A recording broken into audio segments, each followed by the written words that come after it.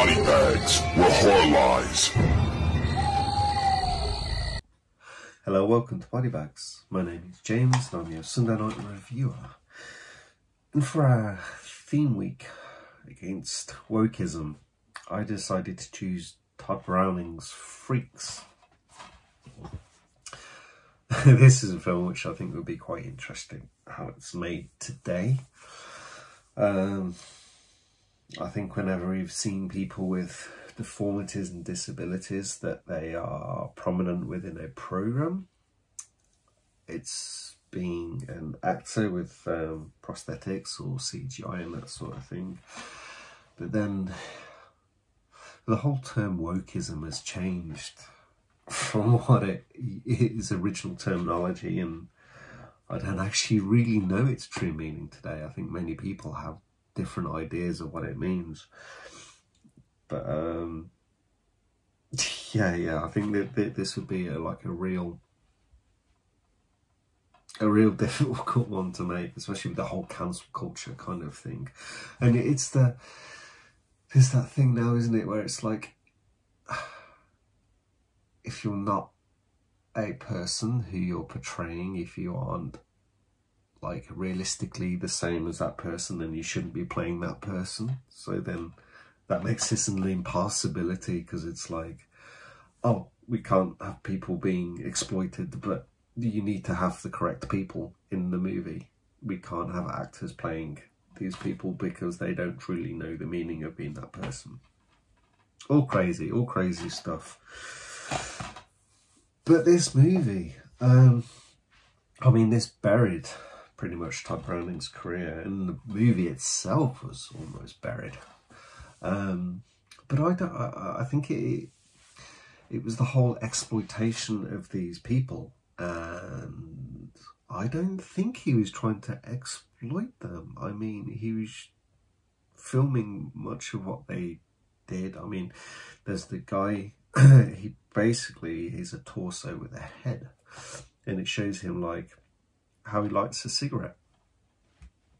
It's just showing the guy. I don't think it was anything particular, like, yes, they're making a point of showing him, but then also with their personalities and that, I think Todd Browning was kind of trying to hero their normalities rather than their abnormalities.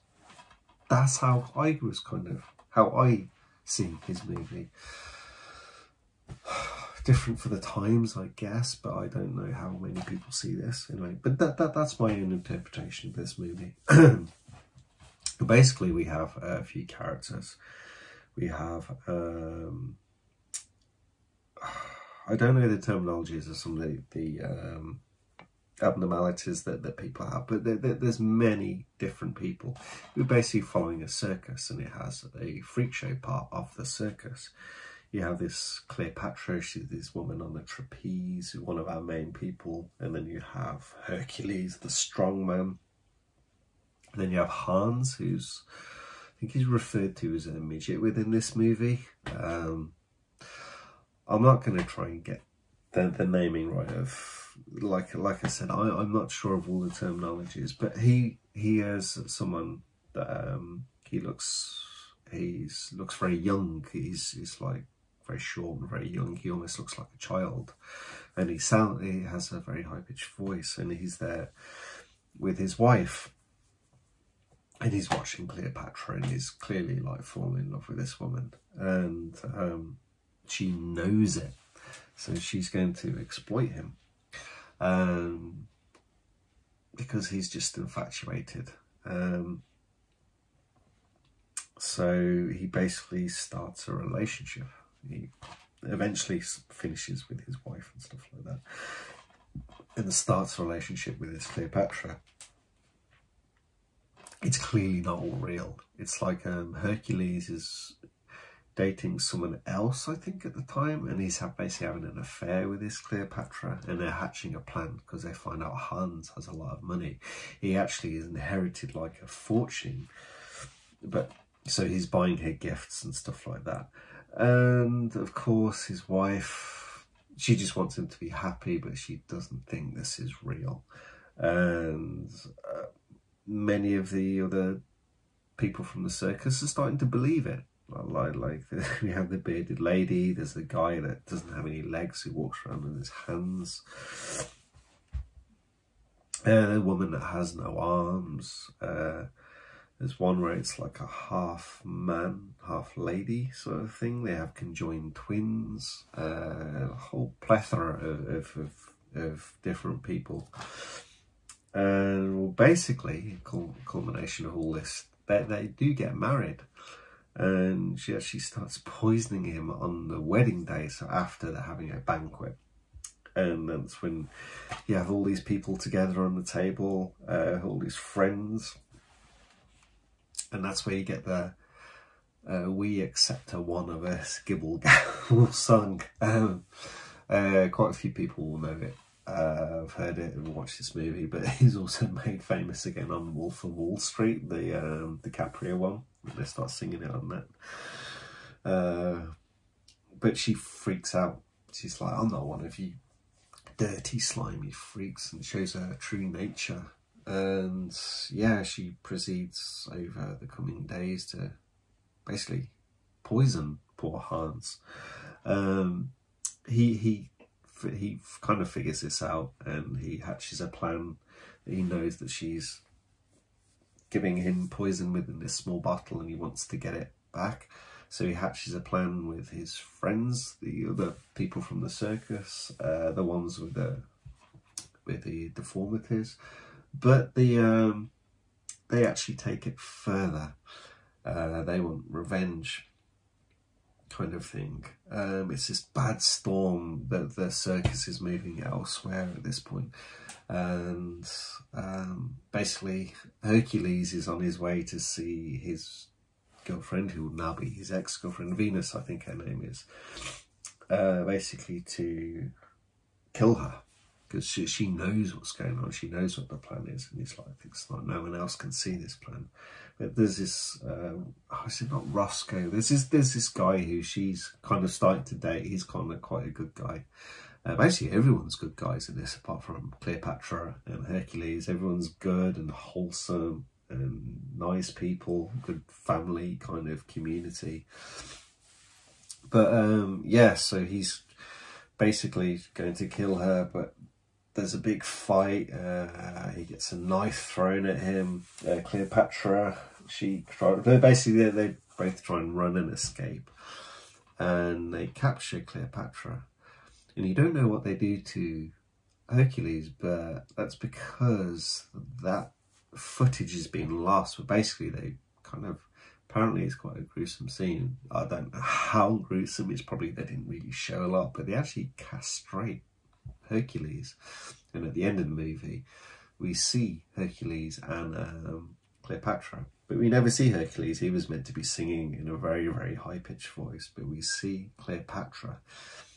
She's had her legs removed, she's had her tongue removed, her hands have been deformed, and she's basically been tarred and covered in feathers, and she's like quacking like a duck.